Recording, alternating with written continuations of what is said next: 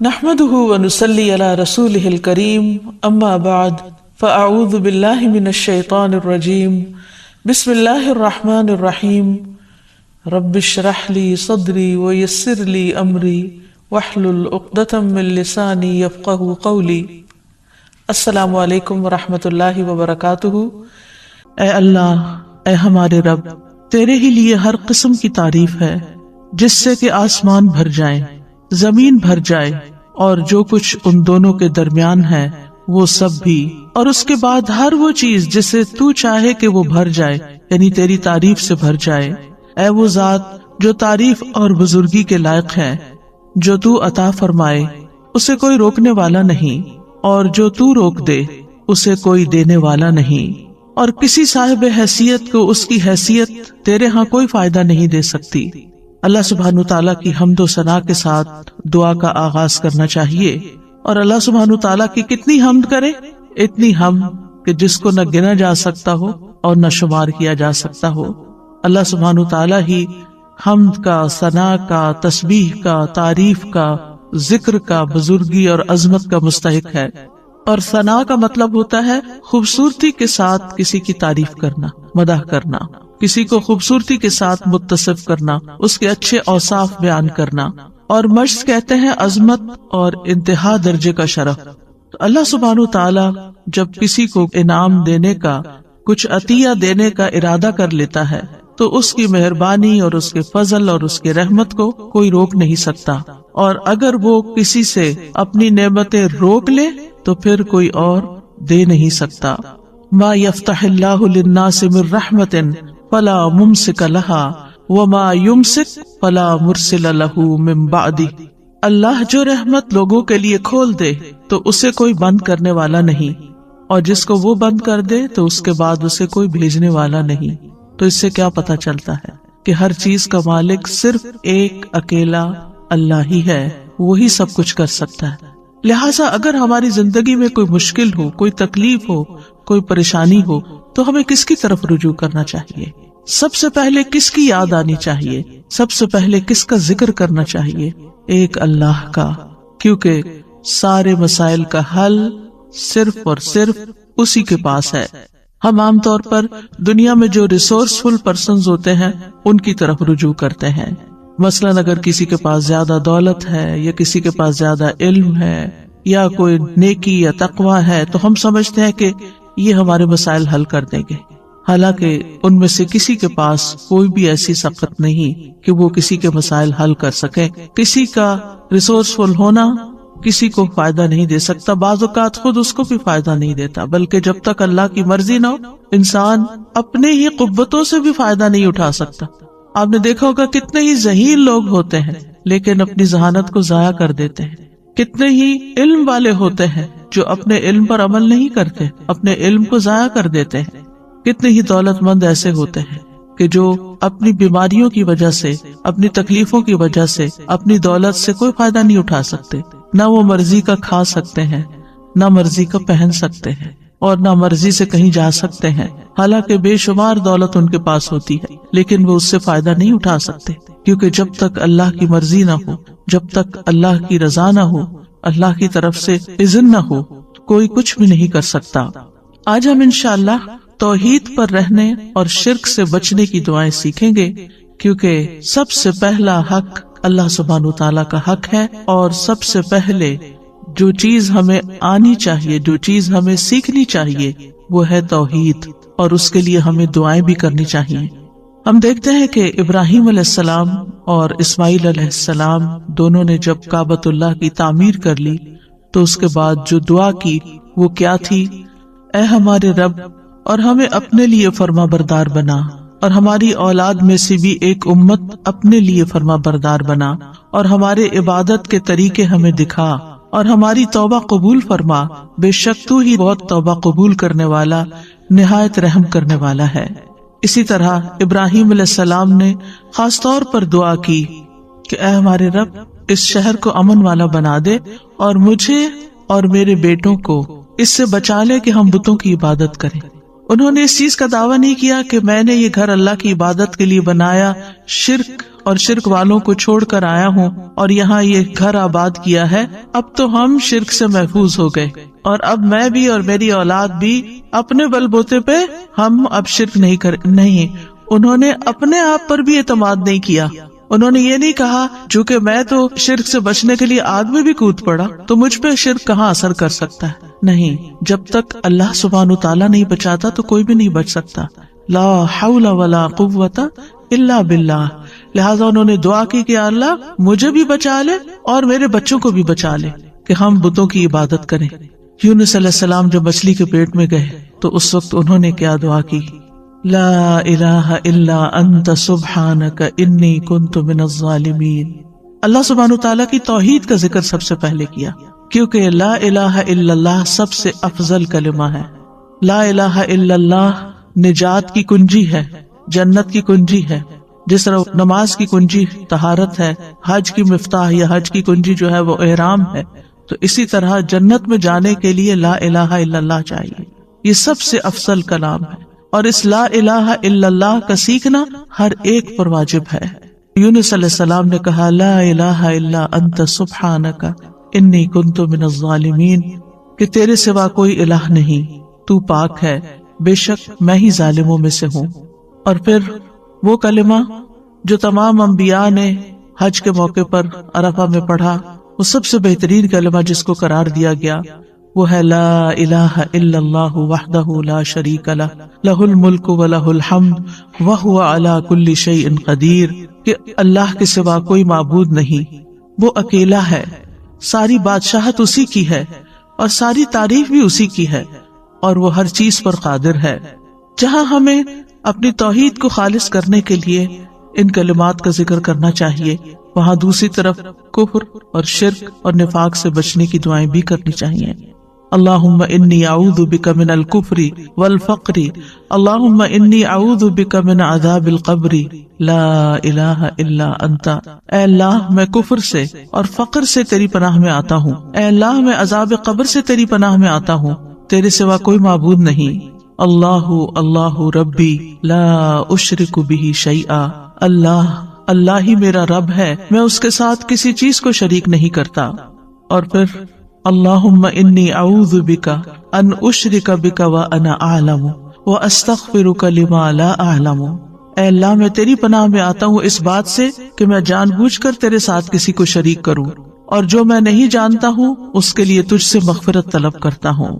اور اسی طرح اللہم لک اسلمت وبک آمنت وعلیک توکلت وإلیک انبت وبک خاصمت، اللہم انی اعوذ بعزتک لا الہ الا انت ان تضلنی، انت الحی الذی لا یموت والجن والانس یموتون۔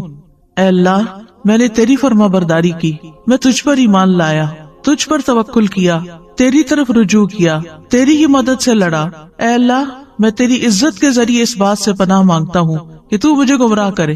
یعنی اللہ سبحانہ تعالیٰ کی توحید کا اقرار کرتے کرتے دعا کیا مانگی کہ تو مجھے گمراہ نہ کرنا، کیونکہ ہدایت تو صرف اللہ کے ہاتھ میں ہے، تیرے سوا کوئی معبود نہیں، تو زندہ ہے جس کو کبھی موت نہیں آئے گی، اور جن و انس سب کے سب مر جائیں گے۔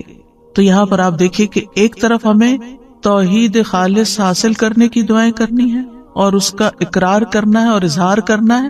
اگر آپ کو یاد ہو جو دعا کے میں نے ابتدائی لیکچرز دیے تھے تو اس میں نے دعا کی 3 قسمیں بتائی تھی، اور اس میں سب سے پہلی قسم دعا کی کیا تھی؟ توحید کا اقرار، لا الہ الا اللہ۔ یعنی لا الہ الا اللہ کا اگر آپ تکرار کر رہے ہیں، صرف اپنی توحید کا اظہار کر رہے ہیں، تو یہ سب سے بڑی دعا ہے، یہی دعا ہے، کیونکہ آپ اللہ سبحانہ تعالیٰ پر ہی انحصار کر رہے ہیں، اپنا سب کچھ اسی کے سپرد کر رہے ہیں۔ انسان دعا کب کرتا ہے؟ جب اس کی کوئی ضرورت ہوتی ہے، جب اس کو کوئی پریشانی ہوتی ہے، جب اس پر کوئی غم ہوتا ہے، جب وہ کسی بیماری کا شکار ہو جاتا ہے، جب اس کو کوئی مالی معاملات پیش آ رہے ہوتے ہیں جو مشکل ہو جاتے ہیں، تو ایسے اوقات میں ہم اللہ سے دعا کرتے ہیں۔ کیوں کرتے ہیں؟ کہ اللہ تعالیٰ اس مشکل کو دور کر سکتا ہے۔ اور جب ہم صرف اللہ تعالیٰ کی توحید بیان کرتے ہیں کہ اور کوئی الہ ہے ہی نہیں، اور کوئی مددگار ہی نہیں، اور کوئی کارساز ہی نہیں، اور کوئی دکھ دور کرنے والا ہی نہیں، اور کوئی مشکل سے نکالنے والا ہی نہیں، تو دراصل ہم اس بات کا اقرار کر رہے ہوتے ہیں اور رنج و غم سے نکلنے کی دعا کیا بتائی گئی؟ اللہ اللہ ربی لا اشرک بی شیئا. اس میں مانگا تو کچھ نہیں، صرف ہم یہ کہہ رہے ہیں کہ اللہ میرا رب ہے اور میں اس کے ساتھ کسی کو بھی شریک نہیں کرتا. اپنی توحید کو خالص کر رہے ہیں، کیونکہ آپ اس بات کا زبان حال سے اقرار کر رہے ہیں کہ آپ کی یہ بے بسی، لاچارگی، تکلیف، پریشانی صرف ایک اللہ ہی دور کر سکتا ہے. اور جتنا زیادہ آپ اپنی توحید کو خالص کرتے چلے جاتے ہیں، اتنا ہی آپ اللہ کو راضی کرتے چلے جاتے ہیں.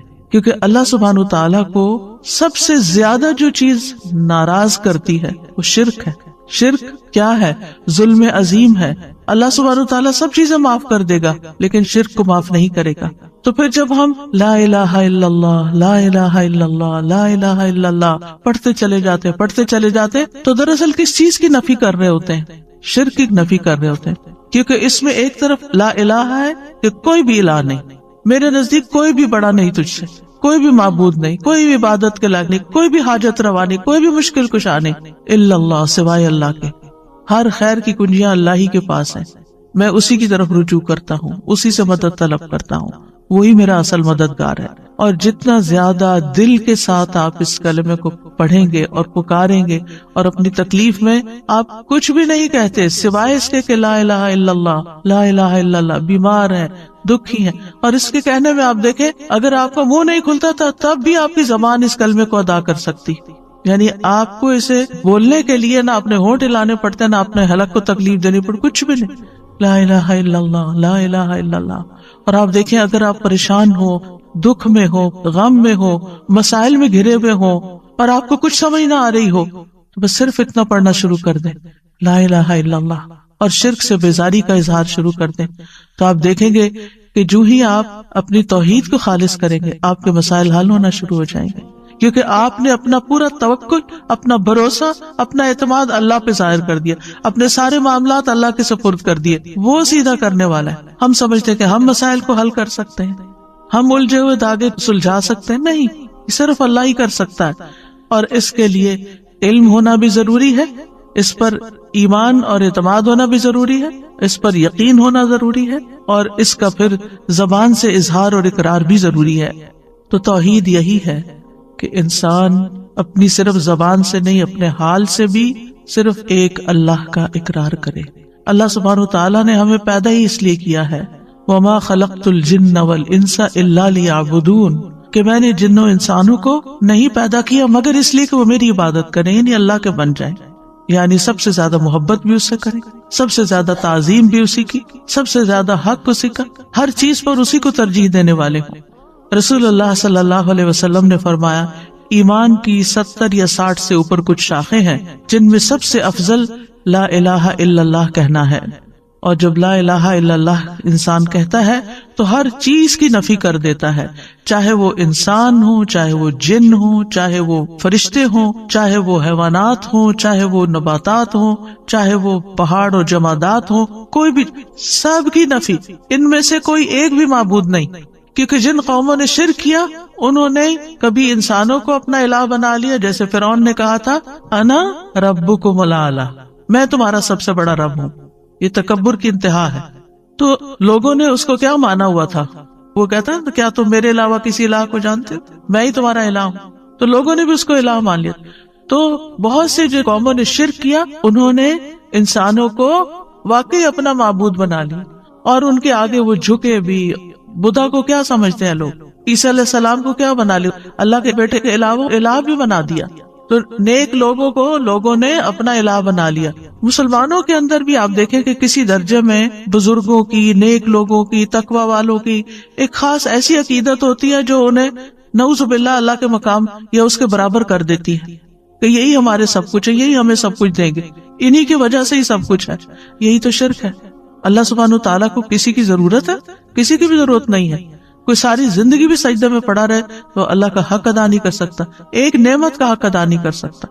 کہاں یہ کہ وہ یہ سمجھے کہ میں چھوٹی موٹی ٹوٹی پوٹی عبادت کر کے کچھ بن گیا ہوں اور اب لوگوں کے مسائل کا حل میرے ہاتھ میں ہے. کسی کے ہاتھ میں نہیں ہے. تو صرف اور صرف ایک اللہ ہی ہے جو سب کچھ کرتا ہے. پھر آپ دیکھیں اہل عرب نے فرشتوں کو اللہ کی بیٹیاں بنا کے ان کی پوجا شروع کر دی تھی، ان کے بت بنا کے رکھ لیے تھے. اور وہ سمجھتے تھے کہ یہ ہماری مشکلات آسان کرتی ہیں اور یہ ہمارے فائدے کی ہے. وہ ان کے نام کی نظر نیاز کرتے، ان کے نام کے چڑھاوے چڑھاتے، ان کے نام پہ جانور ذبح کرتے، بہت کچھ ان کی طرف سے کرتے. تو لا الہ الا اللہ، کوئی فرشتے بھی نہیں. پھر لوگوں نے جنوں کو بھی الہ بنا لیا. سورۃ الجن میں اس کا ذکر ملتا ہے کہ وہ ان سے ڈرتے تھے، ان سے خوف کھاتے تھے، اور جب سفر کرتے اور رات کو کہیں پڑاؤ کرنا ہوتا، کسی وادی میں ٹھہرتے تو کہتے ہم اس وادی کے جن کی پناہ طلب کرتے ہیں کہ وہ ہمیں ہر طرح کے شر سے بچائے. یعنی یہاں جو کیڑے مکوڑے ہیں یا اور کوئی دشمن ہے، ان سب کے شر سے ہمیں یہ جنوں کا سردار بچا لے. نعوذ باللہ، یہ بھی بہت بڑا شرک ہے. پھر اسی طرح کچھ لوگوں نے پتھروں کے بت بنا لیے، ان کو پوجتے، کچھ نے درختوں کو بت بنا. اور اب تو آپ دیکھیے کہ کروڑوں کی تعداد میں ہے. جس چیز سے انسان ڈرے، آگ سے ڈرے، پانی سے ڈرے، ان سب چیزوں کو اپنا الہ بنا لیا.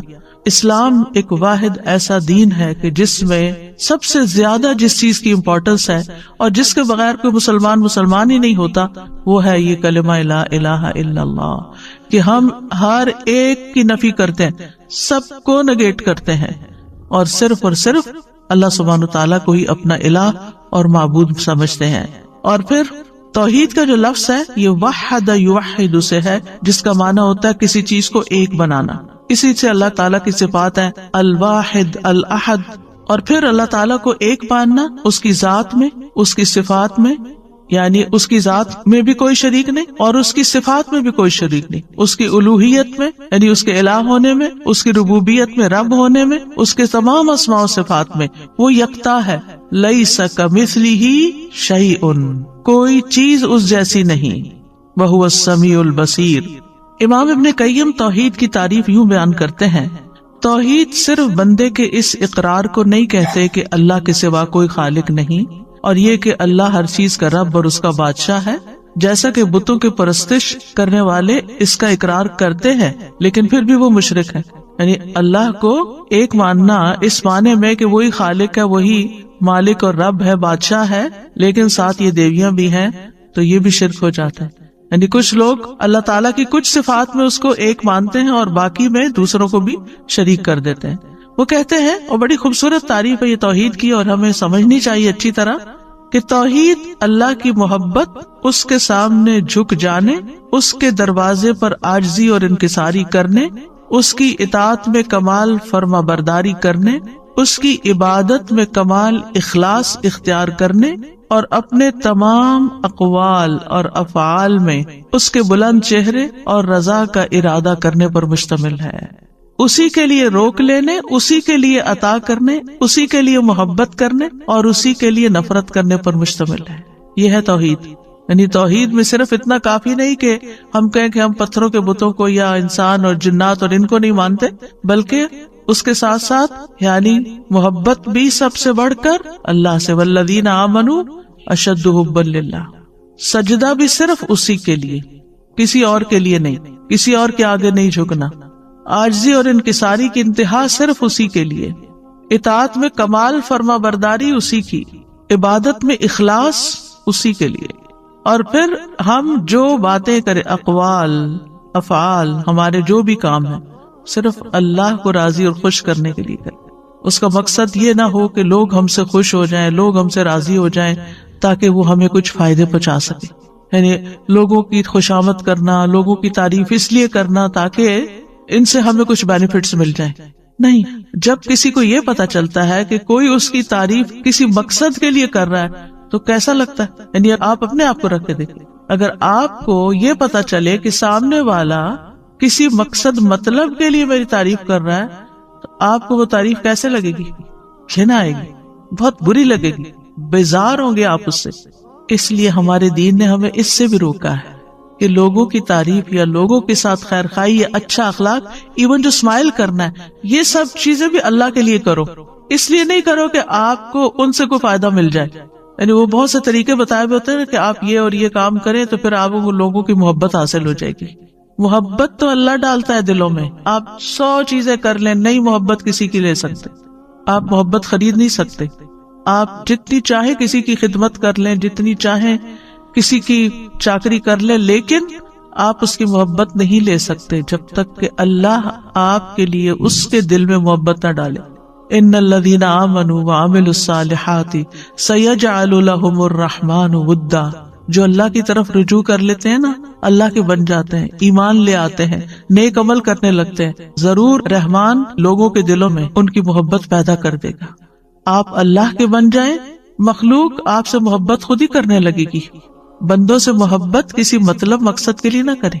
آپ دیکھیں کہ بعض بچے والدین کی کوئی رسپیکٹ نہیں کرتے، لیکن انہیں جب والدین سے کچھ چاہیے ہوتا تو پھر وہ ان کی کچھ تعریف وغیرہ کر دیتے ہیں۔ مطلبی محبت، خود غرضی کی محبت، دنیاوی فائدے حاصل کرنے کی محبت نہیں۔ ہمیں اگر کسی سے محبت بھی کرنا ہے تو صرف اللہ کے لیے، اللہ کو راضی کرنے کے لیے، اللہ سے اجر پانے کے لیے، کیونکہ اس کا بھی اجر ہے۔ جب ہم اچھے اخلاق سے کسی سے پیش آتے ہیں، ہم کسی کی مدد کرتے ہیں، ہم کسی کی خدمت کرتے ہیں، ہم کسی کے کام آتے ہیں، اور اگر ہم اپنے دل میں یہ دہراتے ہیں یہ میں صرف اللہ کے لیے ہے، اس کا اجر میں اللہ سے چاہتا ہوں، اس کا بدلہ میں اللہ سے چاہتا ہوں، تو آپ دیکھیں گے کہ سامنے والا شکریہ کہے یا نہ کہے، آپ کو دعا دے یا نہ دے، آپ کی تعریف کرے یا نہ کرے، آپ کو بدلہ دے یا نہ دے، نہ آپ کا دل ٹوٹے گا، نہ آپ کا اطمینان اور چین خراب ہوگا، کچھ بھی نہیں ہوگا آپ کو۔ آپ کتنے مضبوط انسان بن جائیں گے، کیونکہ آپ نے اس کے لیے تو کیا ہی نہیں، آپ نے جس کے لیے کیا اس نے دیکھ لیا، اور اس پر آپ کا پکا یقین ہے کہ اس نے تو بدلہ دینا ہی دینا نا، کیونکہ وہ کسی کا احسان نہیں رکھتا۔ یعنی ہماری نماز، ان صلاتی ونسکی ومحیای ومماتی للہ رب العالمین، پہلی دو باتیں تو سمجھ آتی ہیں، بھئی نماز اللہ کے لیے بھی، سجدہ اللہ کے لیے کرو، قبلے کی طرف رخ کرو، اللہ کا ذکر کرو، قربانی کرتے ہوئے بھی اللہ کا نام لو، یہ تو بات سمجھ میں آتی ہے۔ لیکن محیای و مماتی، میری زندگی اور موت اللہ کے لیے، جی پیدائش سے لے کر موت تک کے جتنے بھی کام کر رہے ہو نا، وہ بھی اللہ کے لیے، وہ بھی اللہ کو خوش کرنے کے لیے۔ بندوں کے پیچھے بھاگنا چھوڑ دو، اللہ کو خوش کرو، اللہ کو راضی کرو، یہی توحید ہے۔ اور جب اللہ کو راضی کرو گے نا، اللہ سبحانہ وتعالیٰ دفاع بھی کرے گا تمہارا، تمہاری مدد کرے گا، تو تم سوچ بھی نہیں سکتے کہ کس کس تدبیر سے وہ تمہیں فائدہ پہنچائے گا، کہاں کہاں سے۔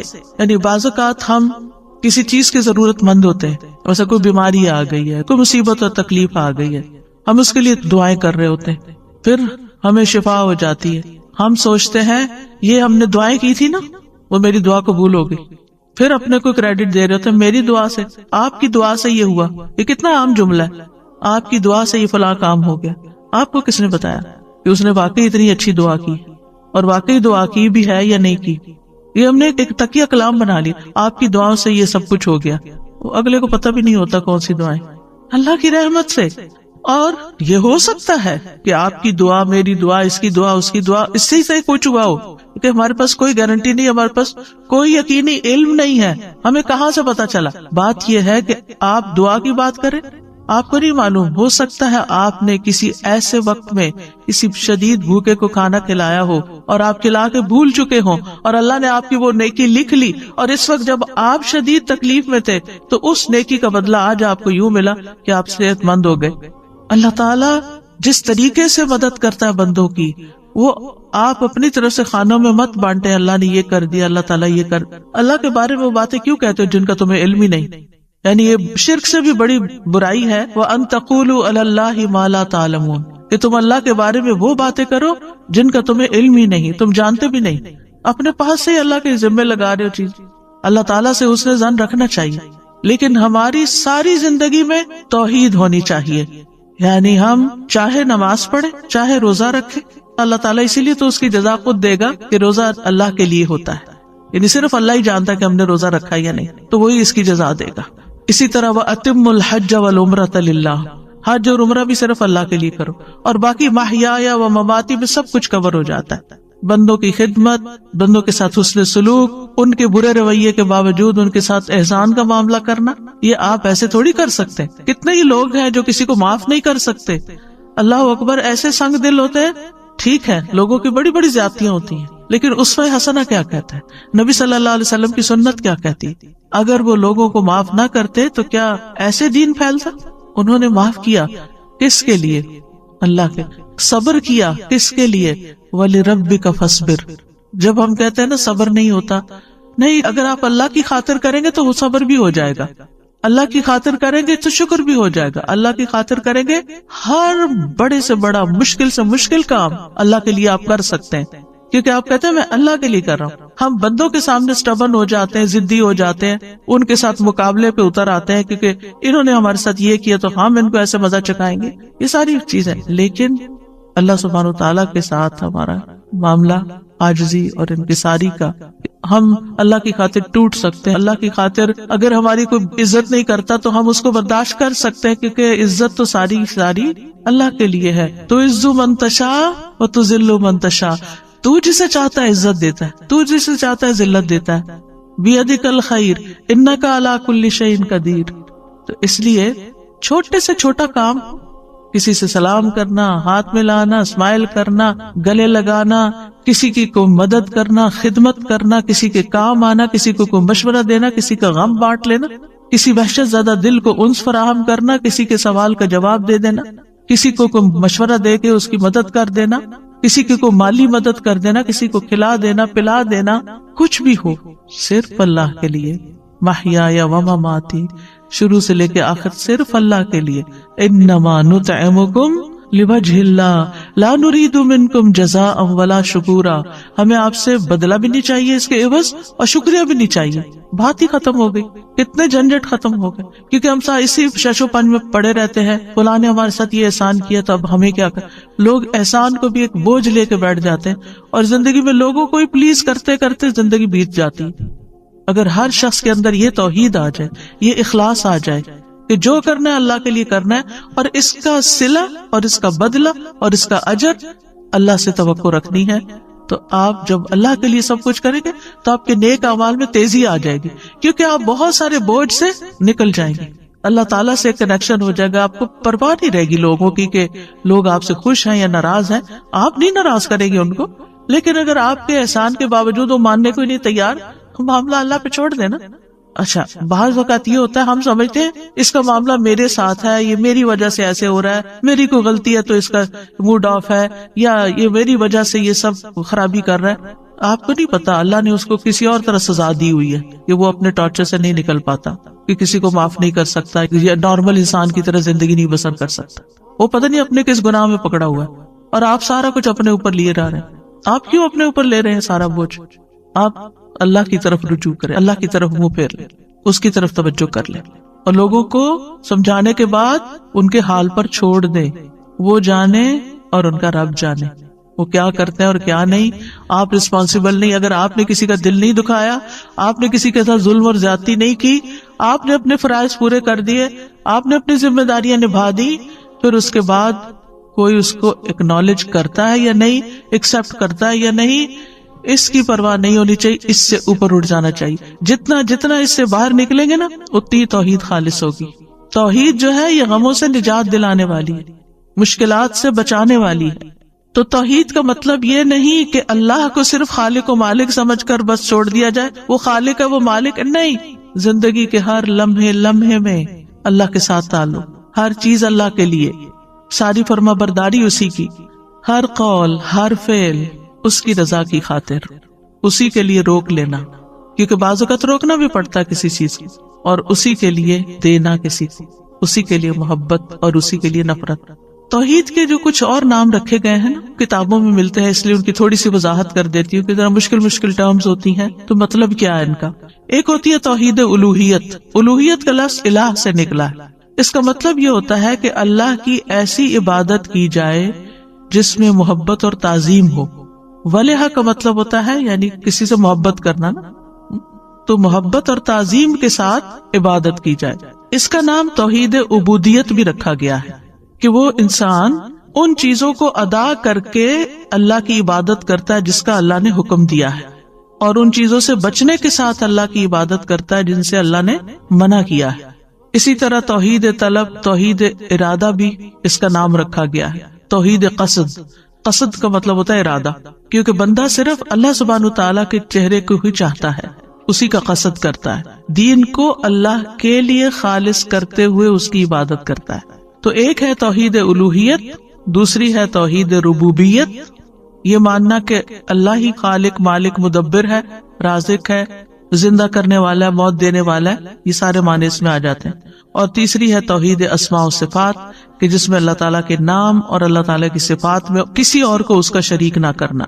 یاد رکھیے تمام انبیاء کی بنیادی دعوت توحید ہی رہی ہے۔ سورۃ الاعراف کو اگر پڑھیں تو اس میں آپ دیکھیں نوح علیہ، اے اللہ، اے ہمارے رب، تیرے ہی لیے ہر قسم کی تعریف ہے جس سے کہ آسمان بھر جائیں، زمین بھر جائے اور جو کچھ ان دونوں کے درمیان ہے وہ سب بھی، اور اس کے بعد ہر وہ چیز جسے تو چاہے کہ وہ بھر جائے، یعنی تیری تعریف سے بھر جائے۔ اے وہ ذات جو تعریف اور بزرگی کے لائق ہے، جو تو عطا فرمائے اسے کوئی روکنے والا نہیں، اور جو تو روک دے اسے کوئی دینے والا نہیں، اور کسی صاحب حیثیت کو اس کی حیثیت تیرے ہاں کوئی فائدہ نہیں دے سکتی۔ اللہ سبحانہ تعالیٰ کی حمد و ثنا کے ساتھ دعا کا آغاز کرنا چاہیے، اور اللہ سبحانہ تعالیٰ کی کتنی حمد کرے؟ اتنی حمد کہ جس کو نہ گنا جا سکتا ہو اور نہ شمار کیا جا سکتا ہو۔ اللہ سبحانہ تعالیٰ ہی حمد کا، ثنا کا، تسبیح کا، تعریف کا، ذکر کا، بزرگی اور عظمت کا مستحق ہے۔ اور ثنا کا مطلب ہوتا ہے خوبصورتی کے ساتھ کسی کی تعریف کرنا، مدح کرنا، کسی کو خوبصورتی کے ساتھ متصف کرنا، اس کے اچھے اوصاف بیان کرنا، اور مجد کہتے ہیں عظمت اور انتہا درجے کا شرف۔ تو اللہ سبحانہ تعالیٰ جب کسی کو انعام دینے کا، کچھ عطیہ دینے کا ارادہ کر لیتا ہے تو اس کی مہربانی اور اس کے فضل اور اس کی رحمت کو کوئی روک نہیں سکتا، اور اگر وہ کسی سے اپنی نعمتیں روک لے تو پھر کوئی اور دے نہیں سکتا۔ ما یفتح اللہ للناس من رحمت فلا ممسک لها وما یمسک فلا مرسل له من بعدہ۔ اللہ جو رحمت لوگوں کے لیے کھول دے تو اسے کوئی بند کرنے والا نہیں، اور جس کو وہ بند کر دے تو اس کے بعد اسے کوئی بھیجنے والا نہیں۔ تو اس سے کیا پتہ چلتا ہے کہ ہر چیز کا مالک صرف ایک اکیلا اللہ ہی ہے، وہی سب کچھ کر سکتا ہے۔ لہٰذا اگر ہماری زندگی میں کوئی مشکل ہو، کوئی تکلیف ہو، کوئی پریشانی ہو تو ہمیں کس کی طرف رجوع کرنا چاہیے؟ سب سے پہلے کس کی یاد آنی چاہیے؟ سب سے پہلے کس کا ذکر کرنا چاہیے؟ ایک اللہ کا، کیونکہ سارے مسائل کا حل صرف اور صرف اسی کے پاس ہے۔ ہم عام طور پر دنیا میں جو ریسورسفل پرسنز ہوتے ہیں ان کی طرف رجوع کرتے ہیں۔ مثلاً اگر کسی کے پاس زیادہ دولت ہے، یا کسی کے پاس زیادہ علم ہے، یا کوئی نیکی یا تقوی ہے، تو ہم سمجھتے ہیں کہ یہ ہمارے مسائل حل کر دیں گے، حالانکہ ان میں سے کسی کے پاس کوئی بھی ایسی سخت نہیں کہ وہ کسی کے مسائل حل کر سکے۔ کسی کا ریسورسفل ہونا کسی کو فائدہ نہیں دے سکتا، بعض اوقات خود اس کو بھی فائدہ نہیں دیتا، بلکہ جب تک اللہ کی مرضی نہ ہو انسان اپنے ہی قوتوں سے بھی فائدہ نہیں اٹھا سکتا۔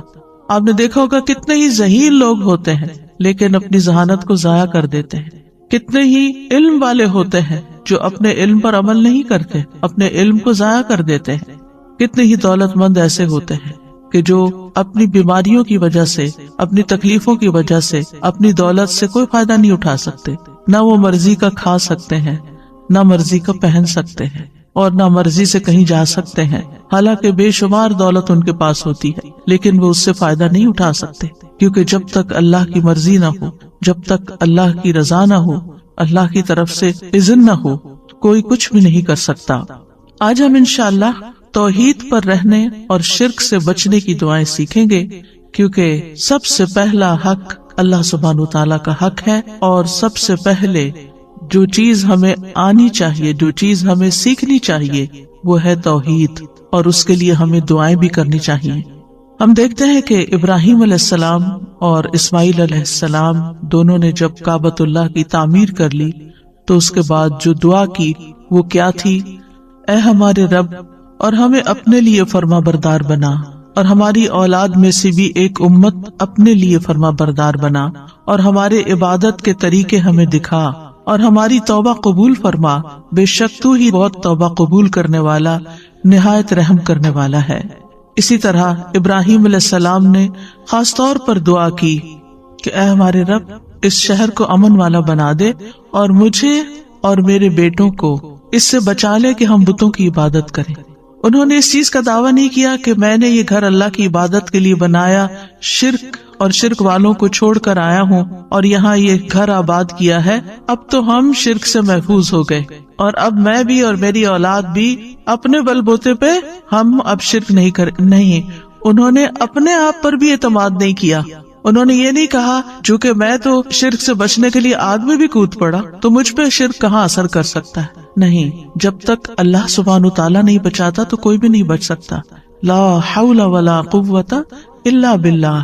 لہٰذا انہوں نے دعا کی کہ اللہ مجھے بھی بچا لے اور میرے بچوں کو بھی بچا لے کہ ہم بتوں کی عبادت کریں. یونس علیہ السلام جب مچھلی کے پیٹ میں گئے تو اس وقت انہوں نے کیا دعا کی؟ لا الہ الا انت سبحانک انی کنت من الظالمین. اللہ سبحانہ تعالیٰ کی توحید کا ذکر سب سے پہلے کیا، کیونکہ لا الہ الا اللہ سب سے افضل کلمہ ہے. لا الہ الا اللہ نجات کی کنجی ہے، جنت کی کنجی ہے.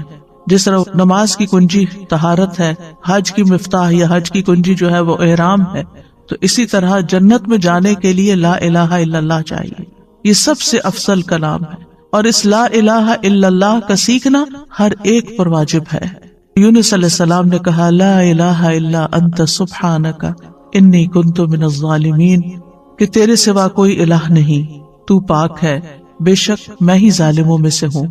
اور پھر وہ کلمہ جو تمام انبیاء نے حج کے موقع پر عرفہ میں پڑھا، وہ سب سے بہترین کلمہ جس کو قرار دیا گیا وہ ہے لا الہ الا اللہ وحدہ لا شریک لہ لہ الملک ولہ الحمد وہو علی کل شیء قدیر، کہ اللہ کے سوا کوئی معبود نہیں، وہ اکیلا ہے، ساری بادشاہت اسی کی ہے اور ساری تعریف بھی اسی کی ہے، اور وہ ہر چیز پر قادر ہے.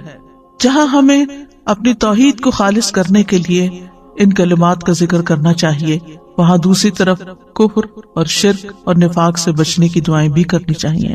اللہم انی اعوذ بک من الکفر والفقر، اللہم انی اعوذ بک من عذاب القبر، لا الہ الا انت. اے اللہ میں کفر سے اور فقر سے تیری پناہ میں آتا ہوں. اے اللہ میں عذاب قبر سے تیری پناہ میں آتا ہوں، تیرے سوا کوئی معبود نہیں.